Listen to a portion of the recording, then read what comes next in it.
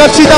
승리의 주 위대한 주 시온의 왕 오 만물의 주님 오 만물의 주님 오 만물의 주님 시온의 왕이시며 능력이 왕이신 주님께 영광의 박수를 올려드립시다.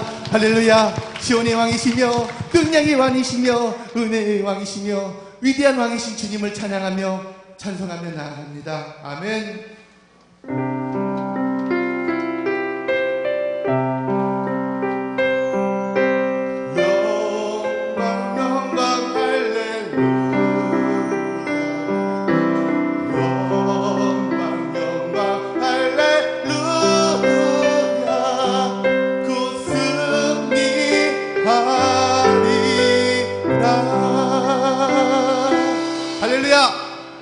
승리하신 여호와 하나님께 이 시간 믿음으로 일어서서 여호와 하나님을 전심으로 예배하며 나가길 소망합니다.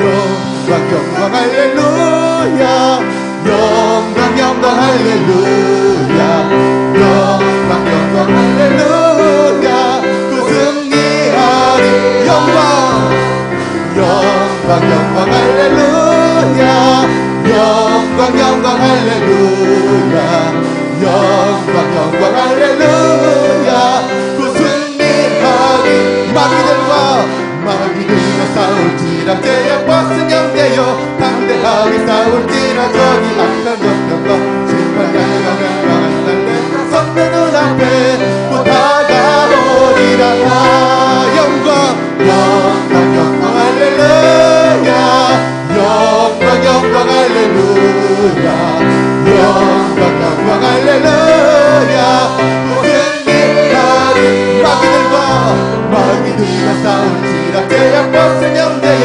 보아치는 우리들은 누가 마귀 아닌가 무섭고도 더러운 내 모든 떨쳐 주 예수 붙들라 아멘 영광 영광 할렐루야 영광 영광 할렐루야 영광 영광 할렐루야 그 승리하리라 마귀들과 싸울지 제약 벗으념되어 구주 예수 그리스도 그 신발을 걸리고 너를 도와주시며 서서 기다리시니 너 어서 나오라 아멘 영광 영광 할렐루야 영광 영광 할렐루야 영광 영광 할렐루야 그 승리가 이 기쁜 소식을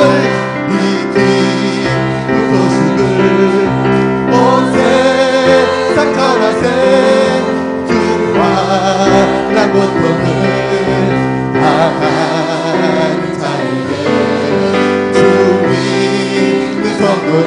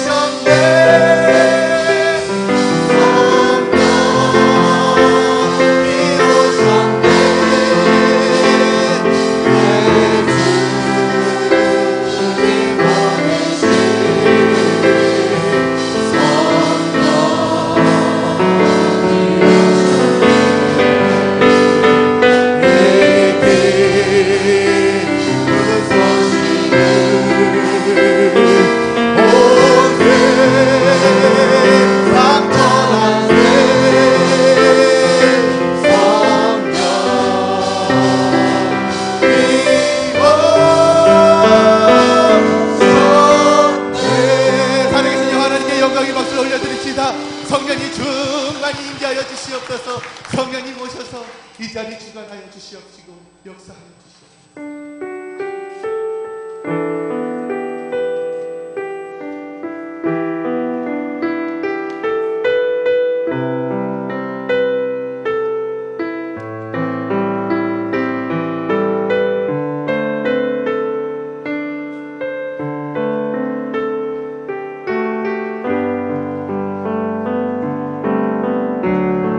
주님을 보게 하소서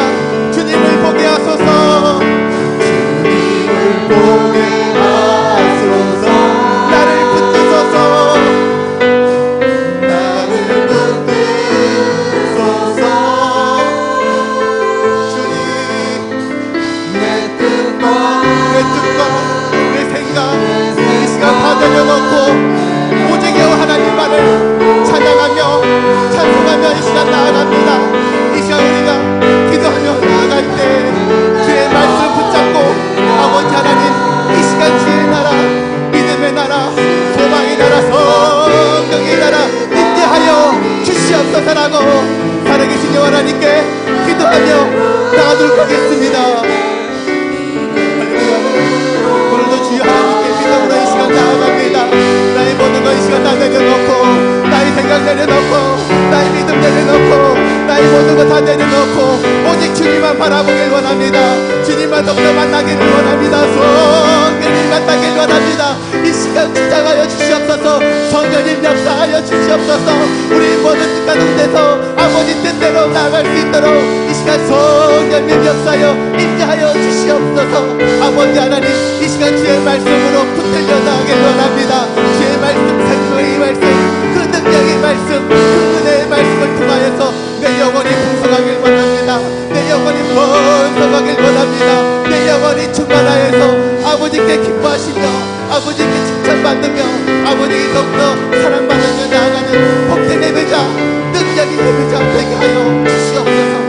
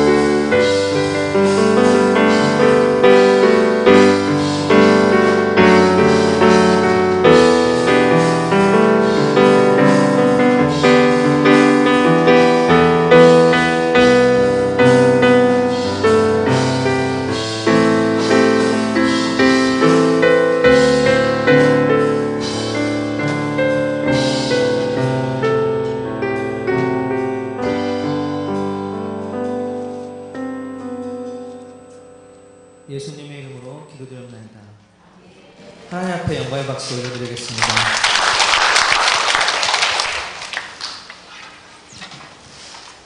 오늘 이 시간 우리가 함께 나눌 말씀은 에스겔서 36장 22절에서 28절까지 말씀입니다.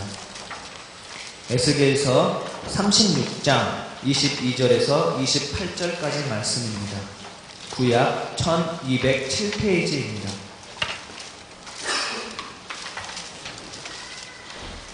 에스겔서 36장 22절에서 28절까지 말씀입니다. 한 절씩 한 절씩 교독으로 읽겠습니다. 그러므로 너는 이스라엘 족속에게 이르기를 주 여호와께서 이같이 말씀하시기를 이스라엘 족속아 내가 이렇게 행함은 너희를 위함이 아니요 너희가 들어간 그 여러 나라에서 더럽힌 나의 거룩한 이름을 위함이라.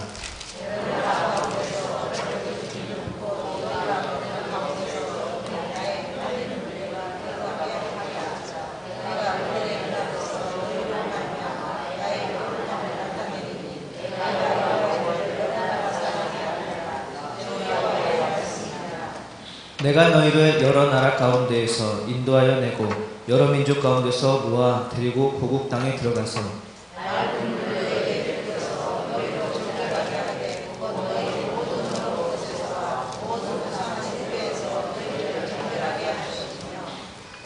또 새 영을 너희 속에 두고 새 마음을 너희에게 주되 너희 육신에서 굳은 마음을 제거하고 부드러운 마음을 줄 것이며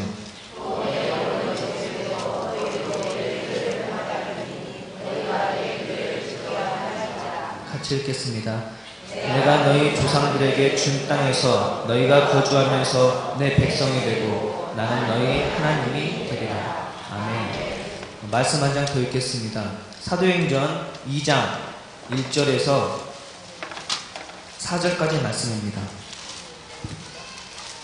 사도행전 2장 1절에서 4절까지 말씀입니다. 신약 188페이지입니다. 사도행전 2장 1절에서 4절까지 말씀입니다. 다같이 한 목소리로 합독하겠습니다. 오순절 날이 이미 이름에 그들이 다같이 한 곳에 모였더니 호련히 하늘로부터 급하고 강한 바람 같은 소리가 있어 그들이 앉은 온 집에 가득하며 마치 불의 흙처럼 갈라지는 것들이 그들에게 보여 각 사람 위에 하나씩 임하였더니 그들이 다 성령의 충만함을 받고 성령이 말하게 하심을 따라 다른 언어들로 말하기를 시작합니다. 아멘. 오늘 이 시간 팔목장 찬양으로 하나님께 영광을 돌리겠습니다.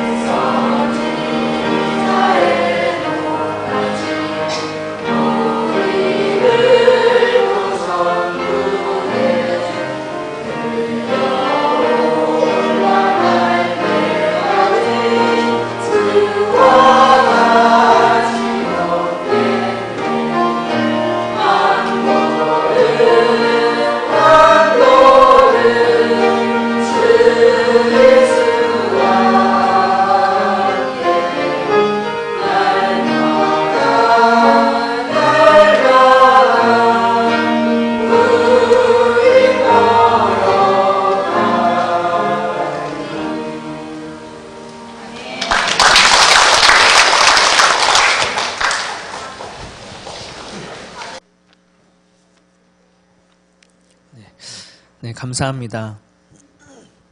네. 오늘은 성령 강림 주일이면서 총회 선교 주일이기도 합니다.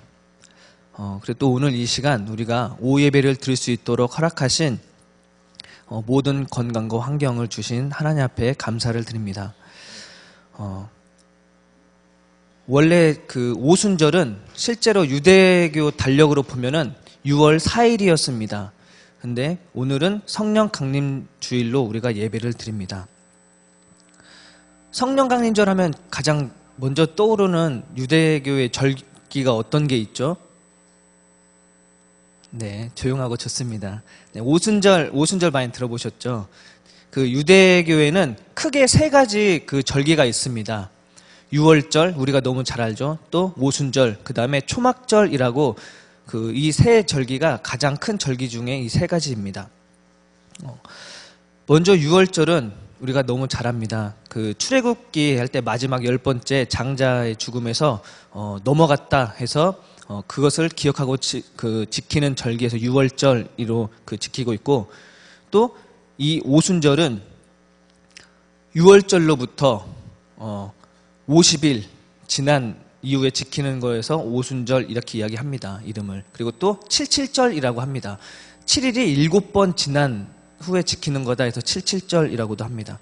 그리고 또 초막절은 모세가 광야에서 두 번째 그 언약궤를 받고 내려왔을 때, 그때 많은 재료를 가지고 하나님 앞에 성막으로 짓게 됩니다. 그래서 그 광야에서 성막을 지었던 그 7일을 기념하는 절기가 바로 초막절입니다.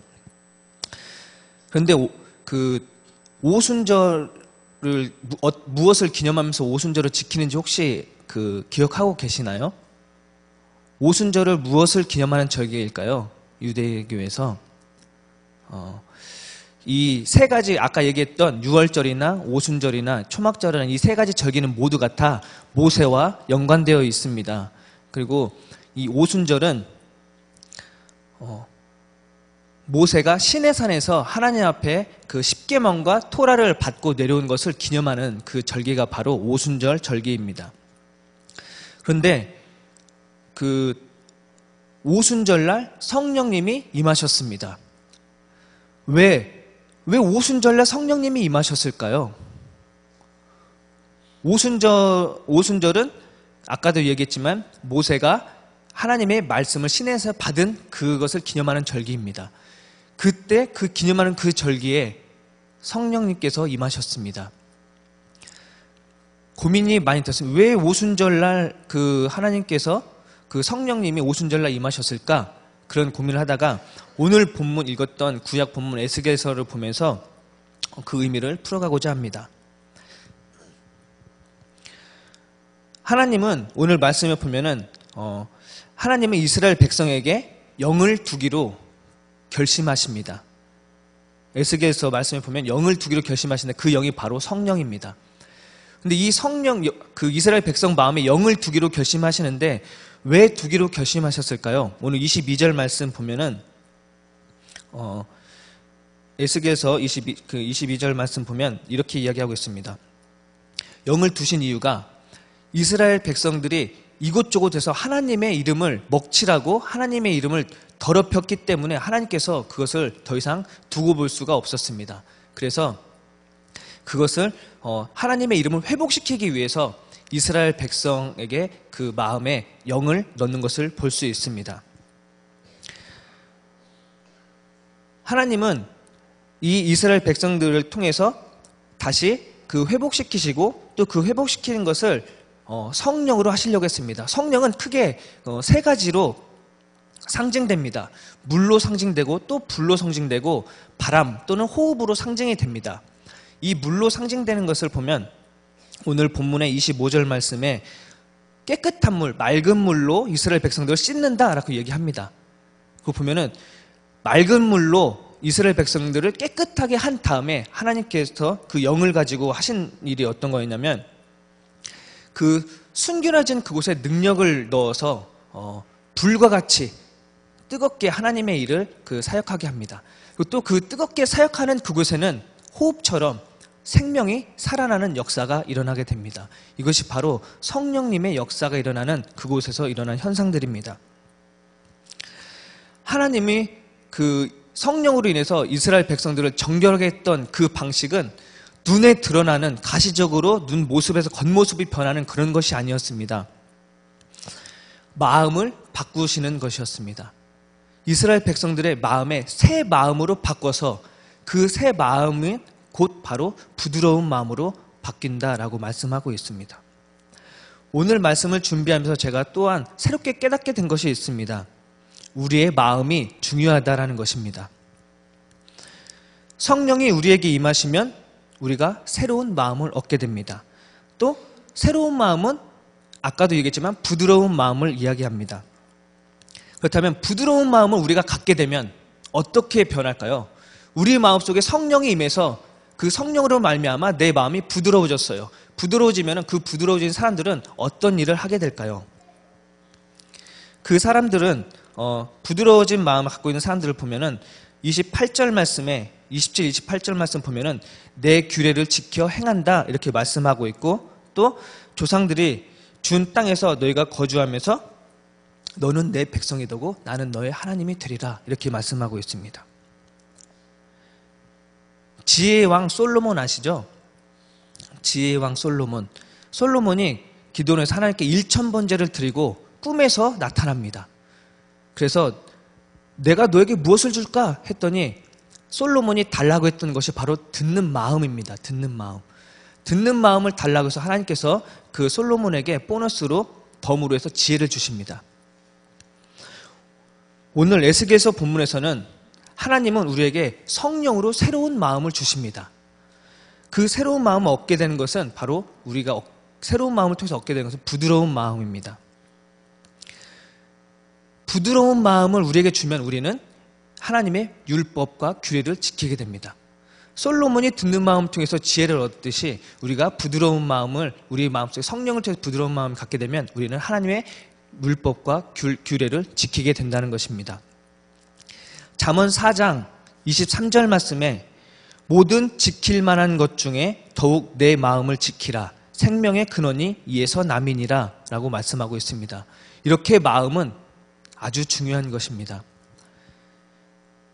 그렇다면 우리는 여기서 오순절날 성령님께서 마가의 다락방에 오신 것을 알 수 있게 됩니다. 하나님께서 모세에게 10계명을 준 그 절기 기념하는 그 오순절날 성령이 임했다는 것은 에스겔서에서 우리 마음에 성령이 임해서 우리 마음 부드러운 마음으로 돼서 바뀌어진 게 어떤 행동으로 나타난다고 했었죠? 네, 좋습니다. 네, 율법과 규례를 지키는 일로 나타난다고 했습니다. 오순절날이 하나님께서 말씀을 받은 날이면 그때 성령이 임한 것은 우연한 일치가 아니라는 것입니다. 성령이 우리에게 임하면 자녀들은 예언할 것이요 젊은이는 환상을 보고 늙은이는 꿈을 꾸리라 이렇게 요엘서에서 나타나 있습니다. 그리고 베드로가 이 말을 통해서 성령 강림절에 일어났던 이 현상들을 가지고 이야기를 했습니다. 그 자녀들은 예언할 것이다. 이 예언이 어떤 예언일까요? 이 예언은 바로 하나님의 말씀을 대신해서 전하는 그런 그 대언을 말하는 것입니다. 그리고 젊은이가 환상을 보고 늙은이가 꿈을 꾼다. 이것 또한 하나님께서 환상을 통해서 꿈을 통해서 하나님의 말씀과 그런 규례를 우리에게 보여주신다라는 그런 말입니다. 부활절 예수님의 제자들은 예수님의 그들의 구주인 것을 확신했었습니다. 부활절이 이미 지난 제자들은 그랬습니다. 마음에 확신이 있었지만 그들의 그 예수님의 말씀을 가지고 행동하기에는 약간 두려운 마음이 있었습니다. 그들에게 마음속에는 패배의식이 없지 않아 있었습니다.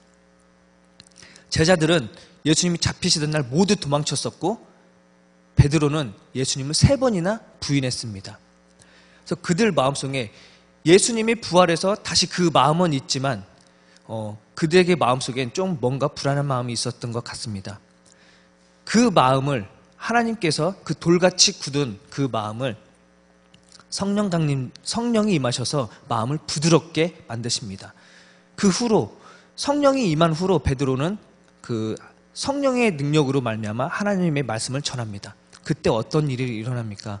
3,000명이 회개하고 세례를 받는 그런 역사가 일어난 것을 볼 수 있습니다. 이제는 하나님께서 우리를 통해서 하나님의 일을 하시기 원하십니다. 우리 안에 성령님이 오시지 않으면 우리는 하나님의 일을 하는 것이 아니라 우리 일을 하게 됩니다. 그래서 우리는 우리 마음속에 성령님이 임했다는 것을 우리는 이미 알고 있고 그리고 그것을 생각하며 우리 마음의 돌과 같은 것을 부드럽게 마음을 만들어야 합니다. 제가 한겨레 신문을 보다가 본 기사 내용이 있습니다. 최현국이라는 효암고등학교, 계암중학교 거기 이사장이라는 분의 인터뷰하는 전문을 보게 됐습니다. 그분은 1935년 대구에서 태어났습니다. 그리고 서울대 철학과를 졸업하게 됐고 아버지와 함께 강원도 삼척에서 흥극탄광이라는 곳을 운영했습니다. 근데 이 아버지를 잠깐 살펴보니 아버지는 성함이 최기엽 선생님이었는데 이분은 일제강점기 시절에 독립군을 돕기 위해서 중국으로 넘어갑니다. 중국으로 넘어가서 사업을 시작합니다. 트럭 운송업을 했었고 또 제사 공장을 했었고 또 위스키 공장을 하면서 그 사업에 엄청난 돈을 벌게 됩니다. 그리고 그 많은 번 돈을 가지고 그 독립운동하는 그런 사람들에게 그 기금으로 계속해서 도와준 것을 볼 수 있습니다. 그리고 1946년도에 우리나라로 다시 귀국했는데 그때 귀국할 때는 빈손으로 돌아온 것을 볼 수 있습니다. 그가 많은 번 돈은 전부 다 그 독립군들을 위해서 사용하고 어려운 이웃들을 사용하고 돌아온 것을 볼 수 있습니다. 이 최현국 이사장님은 아버지를 이렇게 회상합니다. 우리 아버님은 일제 치하에 왜곡된 시대에 살았기 때문에 성공 자체를 그리 자랑스럽게 생각하지 않으십니다. 부끄러운 시절에 잘 산 것이 자랑일 수 없다는 것을 잘 아는 사람입니다. 아버지가 과거 얘기를 나한테 하신 적이 없어서 내가 아는 것도 다 남한테 드문드문 들은 겁니다. 이렇게 이야기합니다. 이런 아버지의 삶에 영향을 받아서인지 이 최현국 이사장은 박정희 대통령 유신체제 때 그때 그 재산을 보면은 우리나라 전체에 냈던 그 세금의 10명 안에 드는 그런 세금을 냈던 사람이었습니다. 그만한 재벌가였습니다. 그때 그 최현국 사장이 했었던 일은 쫓기고 핍박받았던 민주화를 위해서 투쟁했던 그런 사람, 김지아, 황석영, 고은 작가 등 그런 사람들을 돕는 일들을 했습니다. 그리고 또 여러 민주화 운동하는 단체에게 돈을 대주고 또 그 해직 기자들에게 또 돈을 지불하는 것을 볼 수 있습니다. 1972년도 박정희 대통령이 유신을 집권하고 발표하자 그는 흥국탄광을 정리합니다. 그때 당시는 이 탄광 사업으로 인해서 돈을 엄청 많이 벌 수 있었음에도 불구하고 그 탄광 사업을 다 정리하고 거기에서 일했던 사람들에게 전부 다 나눠줍니다. 나눠주고 그분은 그냥 빈손으로 거기를 떠나게 됩니다. 그분은 그때 이런 이야기를 합니다. 회상하면서 그 인터뷰 내용 중에 이렇게 얘기했습니다. 내가 정치인은 아니지만 군사 독재를 무너뜨리고 인간이 인간답게 살아야 한다는 생각으로 일했는데 1973년 오일 쇼크가 터져 석탄 캐는 일은 너무나 돈이 많이 되는 장사가 되었습니다. 돈 버는 것은 꼭 마약과 같습니다. 뭘 하면 큰 돈을 벌 수 있을지 빤히 보이게 됩니다. 돈 버는 재미에 빠지면 정이고 나발이고 삶의 목적도 잃게 되더라고요. 그래서 탄광을 정리해서 종업원들에게 나눠줘 버렸습니다. 이렇게 이야기합니다. 그분은 6번 부자가 되고 7번 거지가 된 사람입니다. 그리고 지금은 7번째인데 돈 없는 부자다라고 그분은 고백을 합니다. 한겨레 기자가 이렇게 질문했습니다. 아니 그렇게 고생해서 일군 사업인데 아깝지 않습니까? 물어봤더니 그분은 망설임도 없이 아깝지 않습니다. 이렇게 얘기합니다. 그리고 또다시 질문합니다. 기업을 제대로 키워서 돈을 벌어 좋은 일에 쓰겠다고 생각하는 사람들도 많은데 어떻게 생각합니까? 그랬더니 그것은 전부 거짓말입니다. 꼭 돈을 벌어야 좋은 일 합니까? 그건 핑계입니다. 돈을 가지려면 그걸 가지기 위해서 그만큼 한 짓이 있습니다. 남 줄 것을 덜 주게 되기 때문입니다. 그가 돈을 많이 6번 부자가 됐었다고 그랬잖아요. 돈을 많이 벌었을 때 그분은 다른 사람들에게 돈을 더 잘 활용할 수 있는 사람들이 그 돈을 다 기부를 하고 또 다시 거지가 되고 또 돈을 벌면은 또 그걸 잘 사용한 사람들에게 기부를 하고 또 거지가 되고 그런 삶을 살았습니다. 그런데 그러다 보니까 그 돈을 받았던 사람들이 제대로 쓰지 않는 일들도 있었습니다. 돈을 막 그 사람들에게 그냥 줬는데 제대로 안 쓴다고 뺏을 수는 없잖아요. 이미 그 사람들 전부 다 넘겼으니까. 그런 일을 당하니까 기분이 어떻습니까? 배신감 느끼지 않습니까? 라고 인터뷰를 했습니다. 그분은 그 인터뷰에 이렇게 대답을 합니다. 자기 개인 재산이라는 게 어디 있습니까? 다 이 세상 겁니다. 공산당 얘기가 아닙니다. 재산은 세상 것입니다. 이 세상 것을 내가 잠시 맡아서 잘한 것뿐입니다. 그럼 세상에 나눠줘야 합니다. 그건 자식한테 물려줄 것이 아닙니다. 애초부터 내 것이 아닌데 재단은 무슨 재단입니까? 더 잘 쓰는 사람한테 그냥 주면 됩니다. 이렇게 얘기합니다. 그리고 또 돈이란 게 마술입니다. 이렇게 사람에게 힘이 될지 해코지가 될지 사람을 회전시키고 굴복시킬지 또 게으르게 하는 건 아닐지 늘 두려웠습니다. 사람이란 원래 그렇습니다. 비겁한 것이 예사입니다. 흔히 있고 보통 일입니다.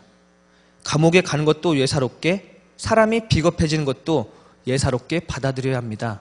라는 말을 하면서 그 사람이 기부했던 돈이 엉망으로 쓰여져도 그 사람을 비난하는 것이 아니라 사람이란 그것에 약하니까 하면서 그 사람을 비난하는 그런 일들을 하지 않는 것을 볼 수 있었습니다.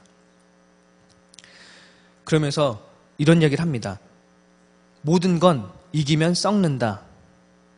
예외는 없다. 돈이나 권력은 마술 같아서 아무리 작은 것이라도 내가 부리려고 하면 썩기 시작한다. 이렇게 이야기합니다. 그래서 그분은 뭐든지 부리려고 하지 않고 다 나눠주고 내려놓으려고 하는 것을 볼 수 있습니다.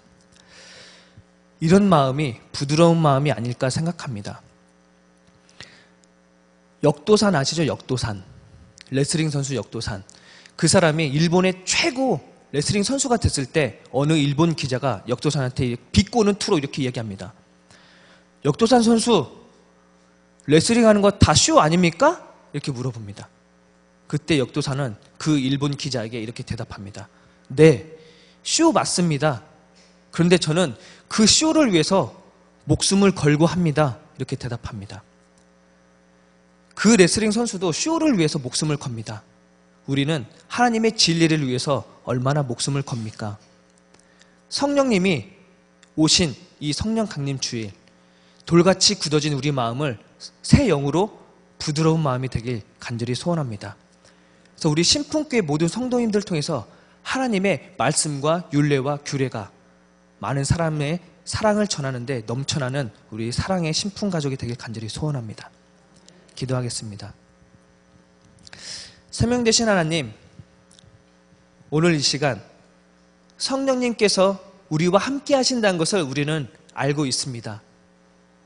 무엇보다 간절히 바라고 원하는 것은 그 성령님이 내 굳었던 돌과 같은 마음을 새 마음으로 바꾸셔서 부드러운 마음을 주시고 그 부드러운 마음을 통해서 남을 비난하는 것이 아니라 남을 돌보고 사랑하고 품으며 하나님의 규례와 율법을 선행으로 나타내는 우리 모두가 되길 간절히 소원하며 오늘 이 시간 우리를 위해 이 땅에 오신 사랑의 마신 예수님의 이름으로 기도드립니다.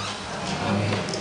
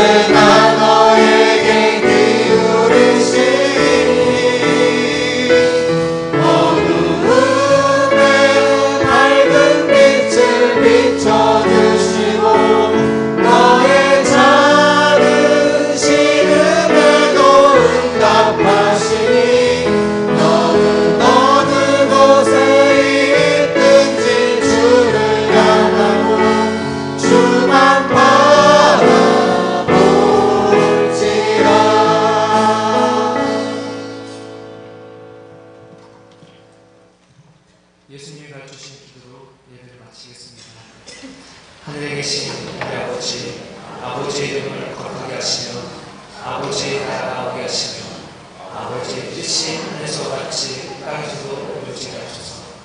오늘 우리에게 용할 양식을 주시고 우리가 우리에게 잘못한 사람을 용서할 것 같이 우리의 죄를 용서해 주시고 우리의 시험에